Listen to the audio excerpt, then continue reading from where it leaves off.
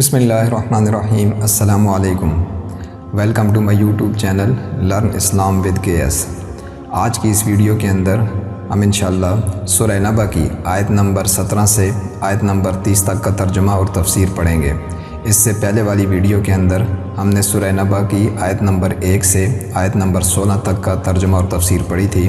اگر آپ حضرات نے وہ ویڈیو نہیں دیکھی تو اس کا لنک ڈسکرپشن میں موجود ہے، آپ وہاں جا کر اسے دیکھ سکتے ہیں۔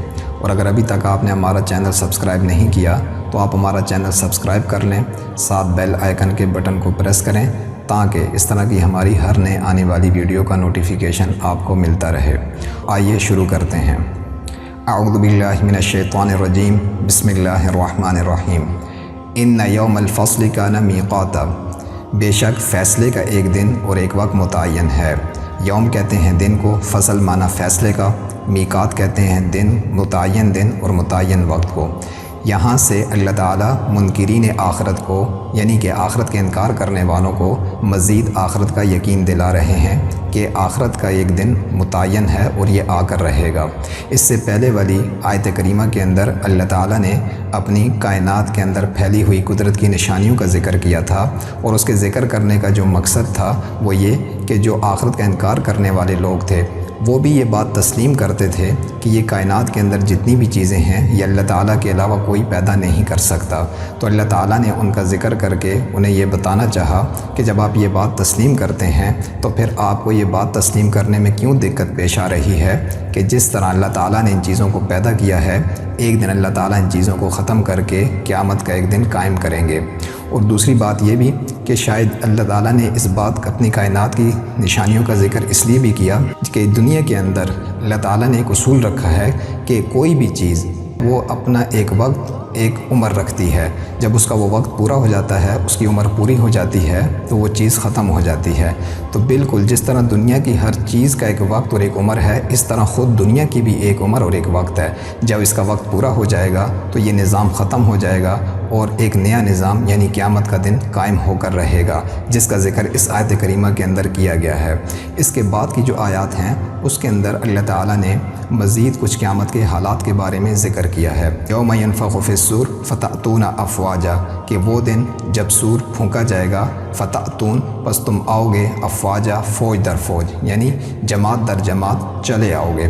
نفخ کہتے ہیں پھونکنے کو، تأتون کا معنی آنا، افواج کا معنی جماعت اور گروہ۔ یہ سور کے بارے میں نقل کیا گیا ہے کہ یہ 2 دفعہ پھونکا جائے گا، ایک دفعہ اس نظام کو ختم کرنے کے لیے اور دوسری مرتبہ قیامت کے نظام کو برپا کرنے کے لیے۔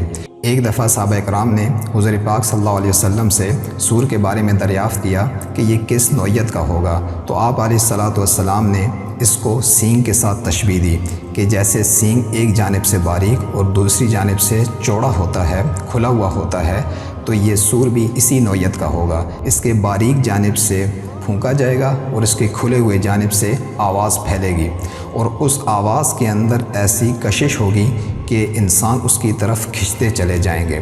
اب جانے کی جو نوعیت ہوگی وہ اللہ تعالیٰ نے آگے ذکر کی کہ وہ جماعت کی صورت میں انسان میدان حشر کی طرف جائیں گے۔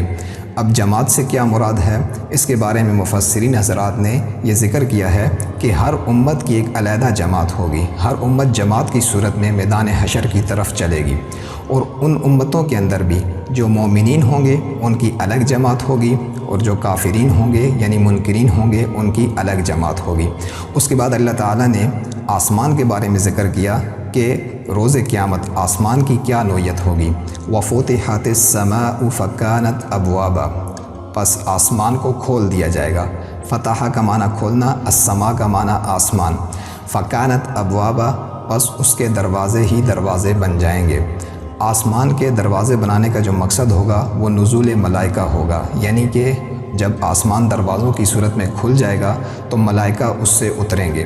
اور دوسری وجہ یہ کہ آج ہمیں انسانوں کو جو آسمان سے اس پار چیزیں نظر نہیں آ رہی، جب وہ دروازوں کی صورت میں کھل جائے گا تو انسانوں کو اللہ تعالیٰ کی اس پار پیدا کردہ چیزیں بھی نظر آئیں گی، جیسے کہ جنت، جہنم وغیرہ۔ پہاڑوں کی کیا نوعیت ہوگی اس کا ذکر اللہ تعالیٰ نے اگلی آیت کریمہ کے اندر کیا۔ وَسُيِّرَتِ الْجِبَالُ فَكَانَتْ سَرَابًا، پہاڑوں کو چلا دیا جائے گا، فَكَانَتْ سَرَابًا پس وہ ریت کے سراب کی مانند ہو جائیں گے، ریت کے سراب کی شکل اختیار کر لیں گے۔ اب سراب کسے کہتے ہیں؟ یہ اس باریک ریت کو کہتے ہیں جو اپنے باریک پن کی وجہ سے دور سے باریک ہونے کی وجہ سے پانی کی طرح لگتی ہے، یعنی کہ جب پانی کے اوپر سورج کی شعاعیں پڑتی ہیں تو وہ ایک چمک معلوم ہوتی ہے۔ تو یہ ریت اپنے باریک پن کی وجہ سے جب اس کے اوپر بھی سورج کی شعاعیں پڑتی ہیں تو یہ اس چمک کی وجہ سے پانی کی طرح لگتی ہے، لیکن جب قریب جا کر دیکھا جائے تو حقیقت میں وہ پانی نہیں بلکہ ریت ہوتی ہے۔ کہنے کا مقصد یہ کہ اتنے بڑے بڑے پہاڑ اس باریک ریت کی طرح ریزہ ریزہ کر دیے جائیں گے۔ ان جہنم کانت مرصادا، ان جہنم بے شک جہنم کانت مرصادا انتظار میں ہے۔ مرصاد کہتے ہیں انتظار کو، یا گات لگائے بیٹھی ہے۔ کس کے لیے؟ للطاغین سرکشوں کے لیے، مآبا ٹھکانہ ہے۔ سرکش سے مراد کون لوگ؟ یعنی کہ وہ لوگ جنہوں نے اللہ تعالیٰ کے احکامات کو اپنے نبیوں کے طریقے پر پورا نہیں کیا، وہ اللہ کے ہاں سرکش شمار ہیں۔ مآبا جہنم ایسے لوگوں کا ٹھکانہ ہے۔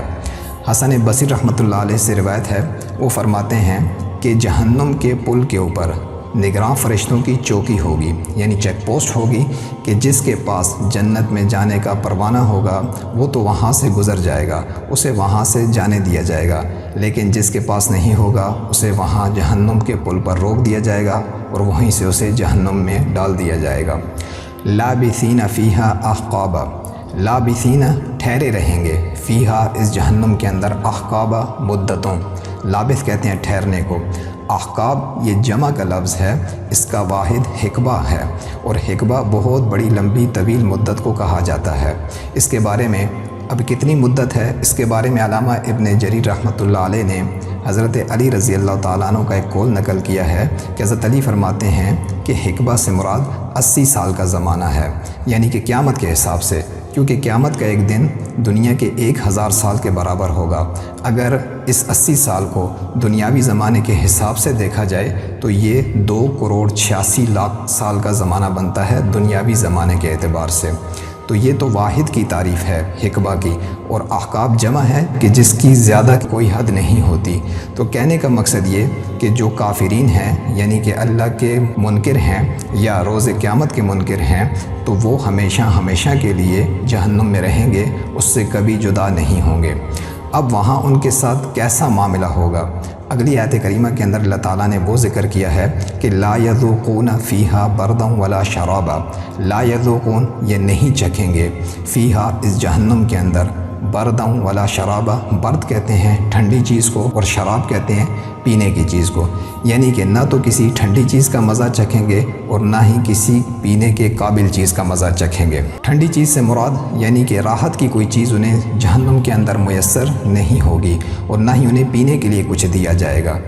ہم دیکھتے ہیں کہ دنیا کے اندر بھی جب موسم کے اندر تبدیلی ہوتی ہے، جیسے جیسے گرمی کی شدت کے اندر اضافہ ہوتا ہے تو پیاس کی طلب بڑھ جاتی ہے، اور اسی طرح جب جہنم کی گرمی کے اندر وہ جلیں گے تو انہیں جب پیاس کی شدت ہوگی تو وہ پانی طلب کریں گے، تو کافی عرصے تک تو ان کی طرف توجہ ہی نہیں دی جائے گی، لیکن جب انہیں کچھ پینے کے لیے دیا جائے گا وہ کیسی چیز ہوگی اس کا ذکر اللہ تعالیٰ نے اگلی آیت کریمہ کے اندر کیا ہے۔ الا حمیما وغساقا، حمیم کہتے ہیں کھولتے ہوئے گرم پانی کو، یعنی ایسا کھولتا ہوا گرم پانی کہ جس کے اندر مزید گرم ہونے کی گنجائش نہ ہو، اتنا گرم پانی ان کو دیا جائے گا۔ وغساقا اور بہتی ہوئی پیپ، اور لہو، یہ کیسی پیپ ہوگی جو جہنمیوں کو دی جائے گی؟ ایک روایت کے اندر ہے کہ اگر اس پیپ کا ایک ڈول دنیا کے اندر ڈال دیا جائے تو دنیا کے اندر کوئی چیز کھانے پینے کے قابل نہ رہے، اور اس کی بدبو سے زمین کے اندر مزید نشو و نما کی صلاحیت اور طاقت ہی ختم ہو جائے، اس طرح کی پیپ انہیں دی جائے گی۔ اور ایک روایت کے مطابق بعض مفسرین نے یہ ذکر کیا ہے کہ یہ وہ پیپ اور لہو ان کو دیا جائے گا جو جہنمیوں کے جسم کو جلنے کی وجہ سے جو زخم لگیں گے، ان زخموں سے جو خون اور پیپ بہے گی وہی ان کو پینے کے لیے دی جائے گی، لیکن وہ اتنے پیاسے ہوں گے کہ اسے بھی پی جائیں گے۔ اللہ تعالیٰ نے اگلی آیت کریمہ کے اندر اس کی وضاحت کی کہ جزاء وفاقا، یہ بدلہ ہوگا ان کا پورا پورا۔ کیوں؟ اس لیے انہم کہ بے شک یہ لوگ جو تھے کانوا لا یرجون حسابا، کہ یہ اپنے اعمال کے حساب کی امید نہیں رکھتے تھے، اپنے اعمال کے حساب کا عقیدہ نہیں رکھتے تھے، वकज़्ज़बू और जुठलाया करते थे, बि आयातिना किज़्ज़ाबा हमारी आयतों को जानबूझ कर बढ़ चढ़ कर। यानी कि कौन सी आयतें? जिन आयतों के अंदर इनको आमाल के हिसाब का बताया जाता, रोज़े क़यामत का बताया जाता, तो उनको बढ़ चढ़ कर जानबूझ कर जुठलाया करते थे। इसलिए अब इनका ये पूरा पूरा बदला होगा। वकुल्ल शैइन अहसैनाहु किताबा, अल्लाह ज़िक्र करते हैं कि हमने तो हर चीज़ को महफूज कर रखा है लिख कर। अहसैना का माना हमने महफूज कर रखा है, किताबन का माना लिख कर। यानी दाएं बाएं जो फरिश्ते बैठे हुए हैं ये हर सेकंड इंसान के अमल को लिख रहे हैं, इसलिए ये इनको इनके इस जुठलाने का पूरा पूरा बदला दिया जाएगा। फिर उन्हें क्या कहा जाएगा? फ़ज़ूक़ू, बस चखो अपने आमाल का मज़ा। फ़लन नज़ीदकुम, बस अब हम ज़्यादा नहीं करेंगे तुम्हारे लिए, इल्ला अज़ाबा, सिवाय अज़ाब के और किसी चीज़ को। तो यह आयत नंबर 30 तक का तर्जुमा और तफसीर थी। अगर आपको ये वीडियो पसंद आई तो इसे लाइक और शेयर ज़रूर करें ताकि ज़्यादा से ज़्यादा लोग इससे फ़ायदा हासिल कर सकें। मिलते हैं इंशाअल्लाह नेक्स्ट वीडियो के अंदर, तब तक अल्लाह हाफ़िज़।